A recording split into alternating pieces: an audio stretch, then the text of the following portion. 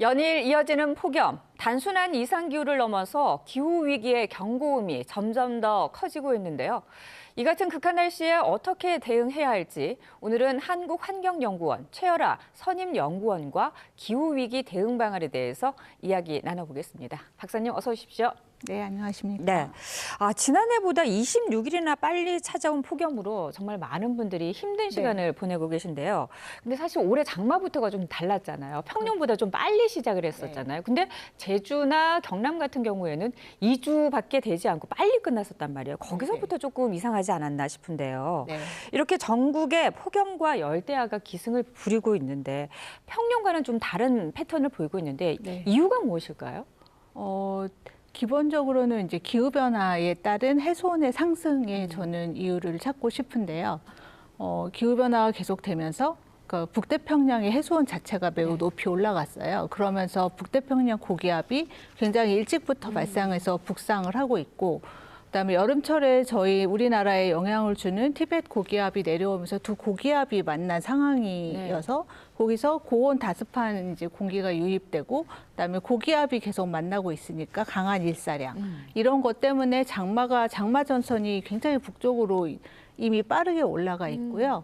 그래서 일단 우리나라의 장마 패턴이 사실 변하고 있기는 해요. 아마 많은 시민들이 경험을 하고 있을 텐데 그전처럼 계속해서 비가 오는 게 아니라 비가 왔다가 일시적으로 게릴라성 폭우라고 하죠. 확 쏟아졌다가 끝나는. 그래서 장마가 시작됐나 했는데 언제 끝났나 해서 기상청에서도 이제 더 이상 장마가 끝나는 시기를 예보하고 있지는 않고 있거든요. 그래서 기후 패턴이 기후변화 때문에 전반적으로 변화하고 있고, 두 고기압이 이제 발생을 하면서 그 굉장히 뜨거운 공기, 그다음에 높은 수증기 이런 것들이 유입되면서 일사량 때문에 최고 기온이 높아지고 또 높은 습기 때문에 열대야가 지속되고 하는 현상이 일어나고 있습니다. 말씀하신 것처럼 결국은 기후 변화로 인해서 해수온이 올라가면서 결국은 다 유기적으로 연결이 된 거네요. 그렇군요.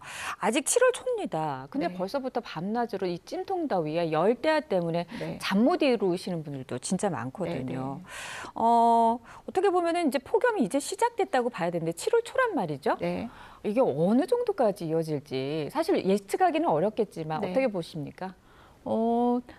그 과거부터 저희가 살펴보면 폭염의 시작 시점과 끝나는 시점이 점점 길어지고 있어요. 그러니까 여름의 길이가 점점 늘어나고 있는 현상이고, 계속 이른 여름에 대해 작년에도 6월 더위 이런 이야기를 했었고, 올해는 더욱 심각하게 꼭 우리나라뿐이 아니라 뭐 전 세계적으로 지금 6월에 굉장히 많은 더위와 피해가 있었잖아요. 그래서 아마 끝나는 시점도 기상청도 이제 중기 예보를 한 결과를 살펴보면 7, 8, 9 모두 평년보다 더울 가능성을 되게 높게 예측을 했고, 또 매우 높은 이상 고온이 발생할 가능성도 높게 예측을 하였습니다. 그래서 한 9월까지는 아마 이런 뭐 오고 가겠지만 폭염의 기간과 뭐 더운 날과 덥지 않은 날이 그래도 지속되지 않을까 이렇게 생각을 하고 있고요.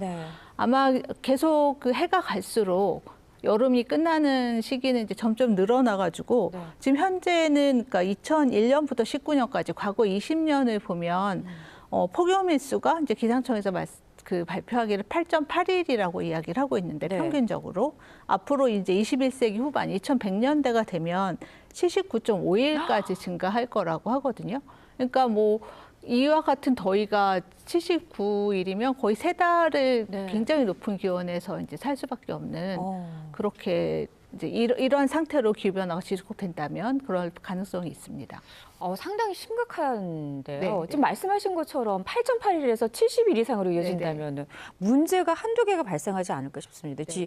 우선 뭐 인명피해가 또 계속 발생할 수 있고 현재 농업 분야에서도 계속해서 피해가 발생하고 있거든요. 이외에도 폭염이 계속된다면 우리가 어떤 문제들이 생길 수 있다고 예측할 수 있을까요?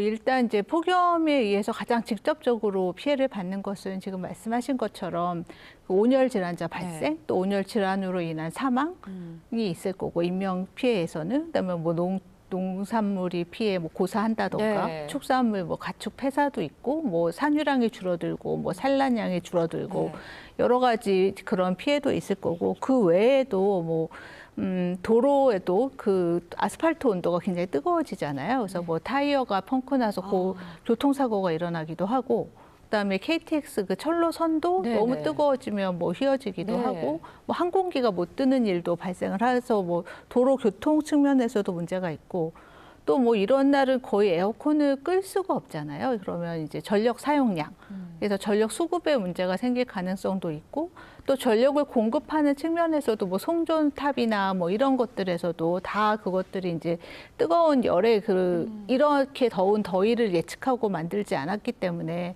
문제가 생길 가능성이 다 존재를 하고요.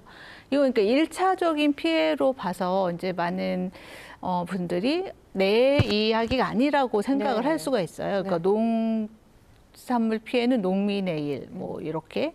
근데 사실 우리의 사회는 이런 사회 경제 시스템이잖아요. 저희가 이런 사회에서 연결돼서 농작물이 피해를 보면 그 시기에 이제 분명히 물가가 상승할 거고, 또 식료품 원자재 가격이 상승하면 그 다음 물가, 뭐 2차 생산 물가가 상승하고, 계속 이제 악영향을 주면서 아마 이제 모두의 그 삶에 악영향을 미치게 될 것입니다.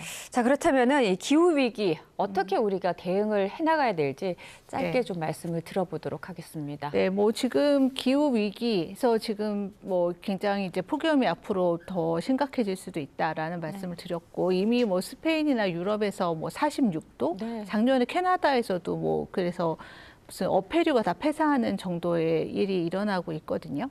그래서 지금 우리나라의 이제 그 폭염 대응 정책은 지금 33도, 35도 정도에 이제 딱 맞추어져서 그때부터 여러 대응을 하고 있는데, 이런 기후 위기, 기후 변화 시대에 대응을 하려면 우리나라도 언제든지 뭐 40도, 50도의 이런 폭염, 극한 폭염, 뭐 어떻게 슈퍼 폭염이라고 말하기도 하는데요. 이런 극한 폭염이 일어날 수도 있기 때문에 그런 가능성에 좀 대비를 하기 위해서 너무 단편적인, 해마다 반복되는 단편적인 대응에서 벗어나서 좀 그 사회 경제 전반의 인프라를 한번 다시 보고, 또 이제 그 고립된 분들, 취약계층이라고 말하는 야외 근로자나 이런 분들의 그 폭염 대응 방안도 좀 더 장기적인 안목으로 좀 더 실질적으로 그분들이 그 피해를 줄일 수 있게 맞춤형 대응 방안이 필요하겠습니다. 네, 알겠습니다.